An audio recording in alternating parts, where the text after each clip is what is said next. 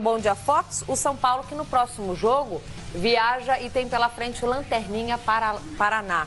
O que te surpreende mais, mano, nessa arrancada do São Paulo até a liderança e o título simbólico do primeiro turno? Olha, Lívia, não tem como não exaltar a campanha que o São Paulo vem fazendo dentro do Campeonato Brasileiro.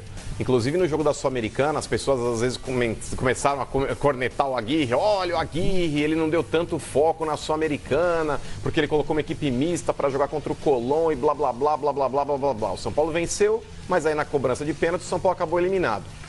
No Campeonato Brasileiro, no último final de semana contra a Chapecoense, ele também deixou 5 titulares no banco de reservas.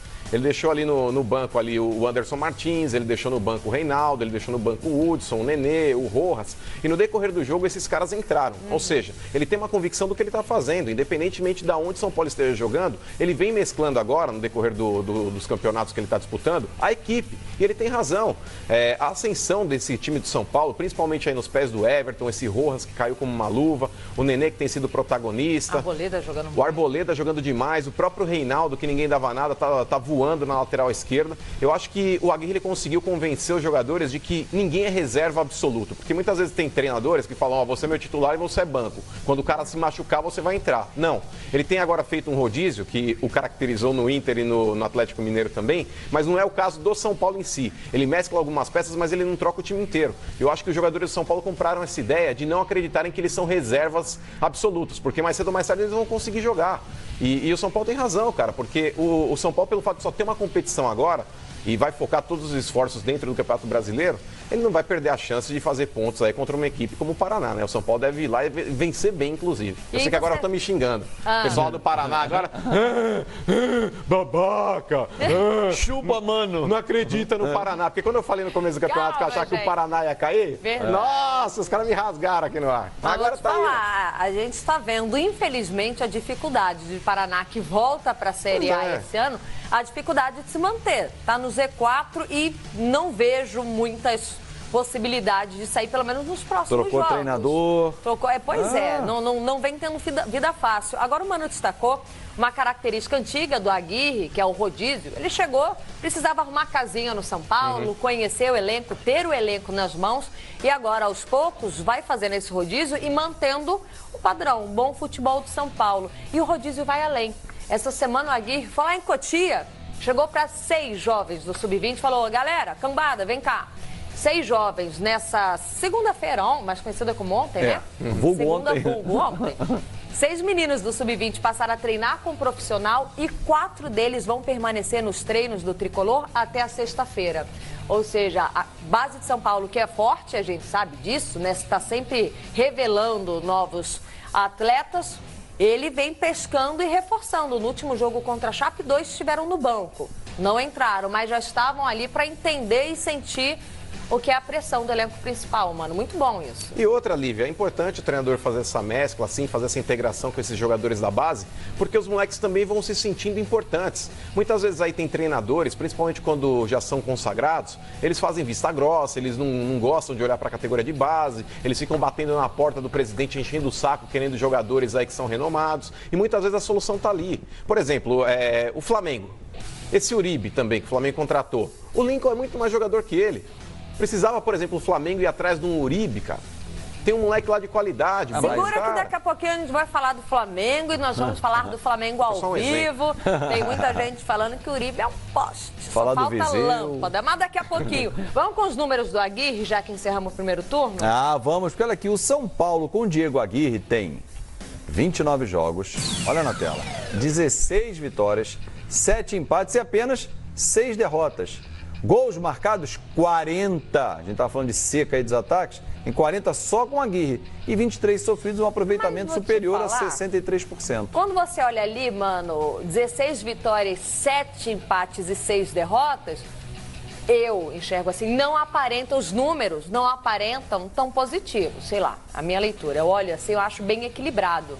Quando você soma empates e derrotas ali com... não, mas aí você... Vitória, lógico, no final você vê que o trabalho é ótimo. 23 jogos sem perder dos 29, essa é uma leitura. Como o São Paulo engatou e vem com a tal da Liga, você imagina assim um desempenho de 80%.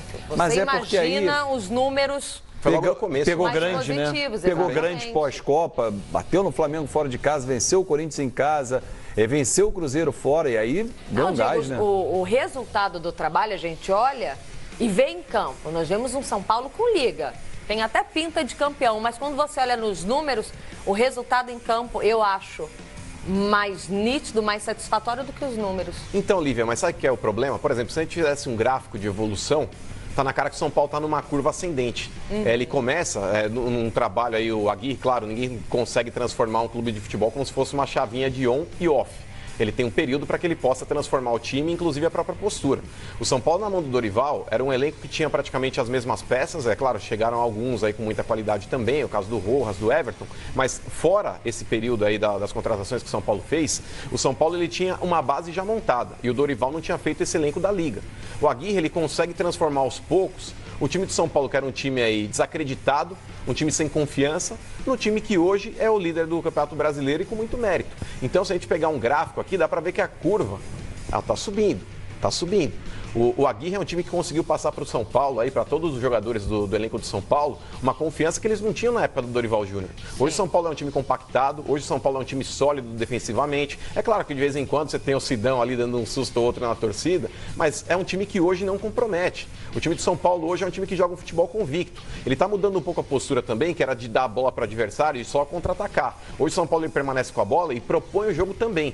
E isso é um trabalho do treinador. Bom, agora, fora o trabalho do Aguirre, é preciso destacar que ele tem um baita reforço nos bastidores. Esse é o maior reforço para mim. Raí e o Ricardo Rocha, pelo amor e o próprio de Deus, Lugano, né? O Lugano. O próprio Lugano. O Lugano ainda acho que na trinca ele tá mais ali no vestiário com a galera, mas não diminui o mérito dele, mas é um baita reforço, é uma baita retaguarda. Sim. Eu tô de olho na hashtag, hein? O Mano tá respondendo aqui, tá conversando.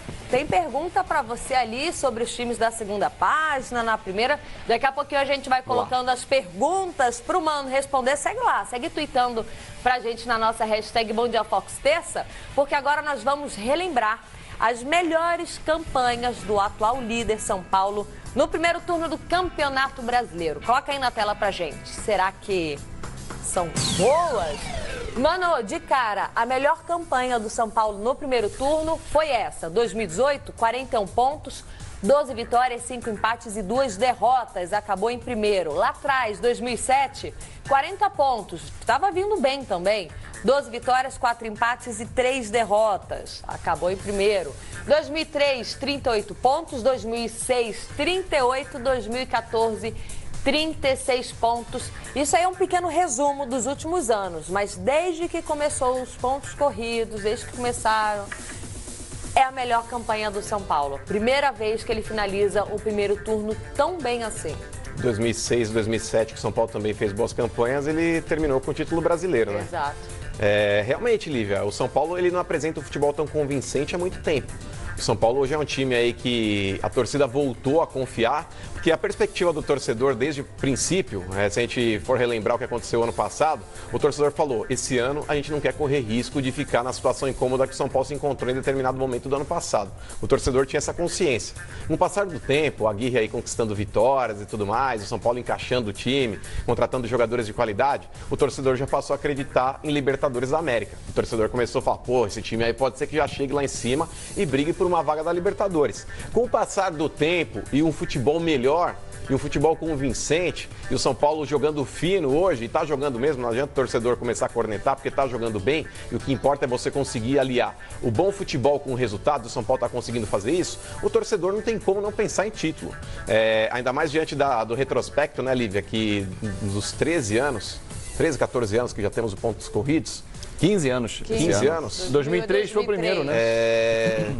80% dos times que terminaram, até mais, 80% até mais, assim, a gente se basear na porcentagem, quem terminou o primeiro turno aí na liderança ganhou o campeonato. Somente em 3 anos. O Grêmio em 2008, o Inter em 2009 e o Atlético Mineiro em 2012. Não conquistaram. Ou seja, dá para passar uma confiança para a torcida. Dá. Eu tô de olho na hashtag Bom Dia Fox Terça, daqui a pouquinho a gente vai fazer uma tabelinha.